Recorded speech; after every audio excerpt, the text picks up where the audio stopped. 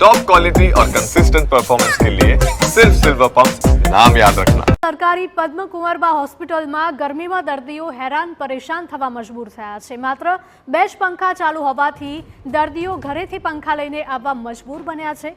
એક વોર્ડમાં 12 જેટલા બેડની સામે માત્ર 2 જ પંખા ચાલુ છે। રિનોવેશન ચાલુ હોવાના કારણે મુશ્કેલી સર્જાઈ હોવાનો આરએમઓનો દાવો છે। જુદા જુદા વોર્ડમાં નવા પંખા લગાવવામાં આવ્યા છે તેવું આરએમઓએ કહ્યું હતું। અનેકવાર પીઆઈયુમાં પણ રજૂઆતો કરવામાં આવી છે।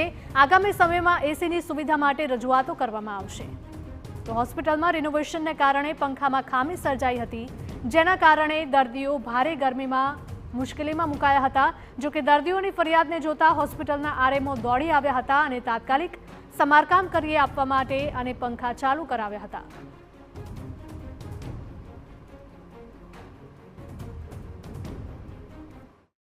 બે ત્રણ પંખા જે બંધ હતા એ તાત્કાલિક ધોરણે પીએયુ દ્વારા કામગીરી કરીને પૂર્ણ કરાવેલ છે અને 2-3 પંખા જે હોસ્પિટલે પોતે ખરીદી કરેલા હતા તે પણ પીઆઈયુ વાળાએ લગાડી દીધા છે। એવું બનશે તો પીઆઈયુ તેમજ સરકારમાં પણ કુલર અથવા તો એસી કંઈ પણ થાય, જો કુલર થાય તો એની વ્યવસ્થા માટે ગ્રાન્ટ માટે પણ અમે ફાળવણી માટે રજૂઆત કરીશું। સરકારી પદ્મકુંવરબા હોસ્પિટલની લાલિયાવાડી સામે આવી છે। આરએમઓની ઓફિસમાં કોઈ હાજર ન હોવા છતાં એસી અને પંખા ચાલુ હાલતમાં હતા। અધિકારીઓ ગેરહાજર છતાં પણ એસી અને પંખા બંને ચાલુ હાલતમાં હતા। એક તરફ પંખા ન હોવાથી ગરમીમાં દર્દીઓ હેરાન થયા છે, બીજી બાજુ આરએમઓ ઓફિસમાં બેફામ વીજળીનો વેડફાટ થતો જોવા મળ્યો।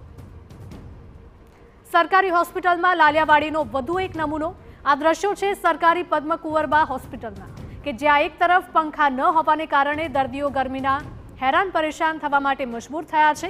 મહત્વનું છે કે સૌરાષ્ટ્રભરમાંથી દર્દીઓ અહીં સારવાર માટે આવે છે, ત્યારે હોસ્પિટલમાં દર્દીઓની આવી દશા જોઈને આરોગ્ય તંત્ર સામે પણ સવાલો ઉઠ્યા છે। તો બીજી તરફ કોઈ અધિકારી હાજર ન હોવા છતાં પણ આરએમઓની ઓફિસમાં એસી અને પંખા બંને ચાલુ જોવા મળ્યા। જાણે કે હોસ્પિટલમાં માત્ર અધિકારીઓને જ સુવિધાઓ આપવામાં આવતી હોય, દર્દીઓ તો ઘરેથી પંખા લાવવા માટે મજબૂર બન્યા છે। હવે આ પાછળ હોસ્પિટલ તંત્ર શું બહાનું આપે છે અને લૂડો બચાવ કરે છે તે જોવું રહ્યું।